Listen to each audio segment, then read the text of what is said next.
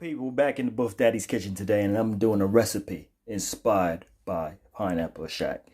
I seen this recipe and I was like, I have to try this. I'm gonna put my own twist to it though, because I ain't gonna use all the things Buff Daddy using in the kitchen. I love to invent things, make new styles, new dishes, you know what I mean? Take a dish and put it in my own style. So that's what we're doing today, okay? So you're gonna see what it is. I'm not gonna tell you what it is in the video until it's finished, all right? So this is Buff Daddy Kitchen. First of all, you already know we need our ingredients, right? So we got some onions, some garlic, some tomatoes, some spring onions. I got my apple. Interesting, right? I got my mango. Interesting again. So we got our salmon, and we got peppers, different colors. I got my couscous. I ain't using no rice. We're using couscous today. And I got my favorite thing right here, pineapple. Let me show you. Pineapple in this dish. Gonna bring it to life. So we got our butter, which is vegan butter. You know, we got a complete seasoning or rapeseed oil, a bit of salt. And then we got our different herbs and spices. And look, this one I'm putting in there, cinnamon. You be like, how can you use cinnamon to cook? You're going to see what I do with that cinnamon today. So yeah, gonna start. So we got our pineapples, okay? So now I got to cut my pineapples down in two, okay? So what we're going to do, we're going to dig them out into like a bowl, like a bowl, put it that way. So we're going to dig all this out and put it like a bowl, because our food is going to go in there. So the couscous and the salmon is going to go in the pineapple. But I'm going to eat all the rest, obviously. But yeah. So that's what we're going to do now. Dig them out just like a bowl. That's all you need to do. Dig them out like a bowl. So I didn't waste the food, obviously. I have this food apart for me to eat separately because I love pineapples. Pineapples are life. So we're going to leave these like that. So this is what the food is going to go in when we're finished. Yeah. So I heat my pan up, you know. We got some bit of butter. We're going to put that butter in that pan. Let it melt down. Let that butter melt down. You know what I mean? You're going to let that melt down. Put it all over the pan. You know, got the pan greased up and all that. And rapeseed oil. We're going to just pour a bit in that pan. Just a bit. Yeah, that's good enough. Oh, this thing's all heavy. But yeah, peppers in. Yeah, all those peppers. Get it out. Yep. The onions in. It's time for some garlic. Put it all that in there. Yep, dip that all in there as well. Needs the tomatoes, all that juice is up in there. Yep, get all down. You're gonna let that sizzle, you know what I mean? Let that sizzle and cook for a bit. We ain't gonna put the seasoning in yet because this is a different dish. You just let that sizzle in the oil for a bit till it get a bit crispy, soft.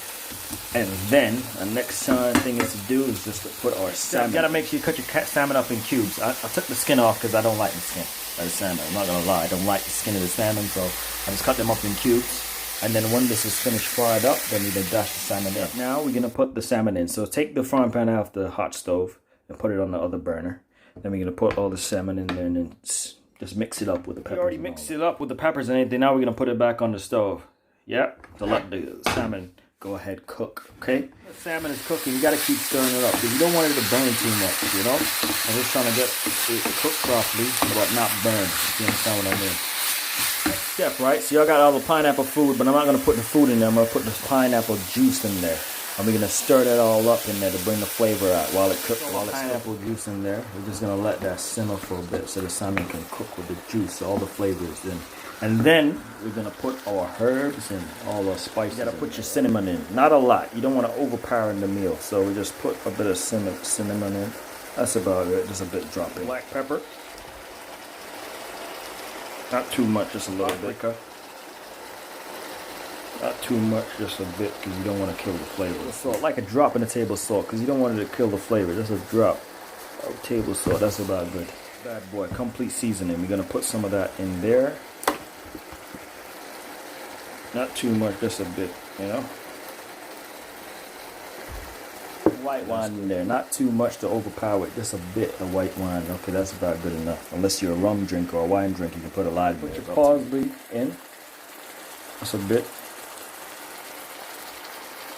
Bit of parsley, that's about enough. I'm gonna put your parsley in. That's a bit. Bit of parsley, that's about enough. That's a bit, not too much.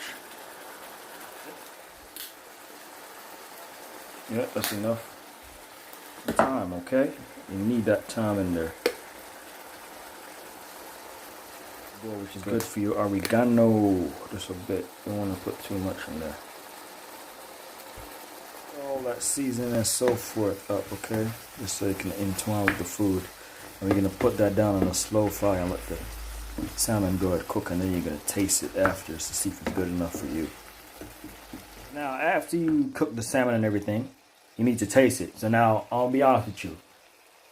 I may want a bit more salt. Some people may not want salt in it, just to open up the flavor a bit more. Because you don't need no kind of sugar or nothing at all in there. Because then the pineapple juice is already sweet. So that pineapple juice entwines with the salmon and everything and it brings the flavor out.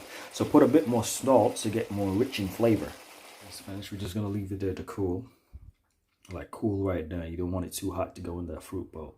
So leave it to cool and it should be good. Get our couscous. You know, couscous takes like 2 minutes, 5 minutes to do. You just put some hot water in the bowl with the couscous and leave it there for about 5 minutes and it should be done. Sit there and do. Next step is to get our apples ready. Just cut off a piece of the mango and we're gonna slice the mango up in cubes. Cut some cubes of mango and apples up. Now we're gonna put that in the couscous, all right? You try to cut them up small as possible so you can put them in the couscous to give it more flavor. If you like, you can put a bit of salt in the couscous as well. This needs to do a bit more. So what you can do, as I said before, you can just put some salt in the couscous as well. A bit of salt to just give it flavor. That's up to you though. Just remember, you don't have to salt the couscous because then the salmon is already going to have flavor in it. So you don't want too much of flavors overpowering each other, if you understand what I mean. Next step is going to be, we're going to put the mango and the apples in the couscous. Now we're going to stir that. Yeah, just stir everything in the couscous. Now, the apple and the mango gives it more flavor. If you want, you can put some of the pieces of pineapples you have left over in there as well to give it more flavor. But you don't want to put no salt in there. That's my advice anyway. You don't need no salt because the couscous is already filled with flavor from the apples and the mango, and then you want to put the pineapple. Is to just put your salmon and couscous in this now and then get it ready. But let the food cool down first though. The finished product. Couscous and the pineapple, the salmon, everything looks as good. It's just time to eat away now.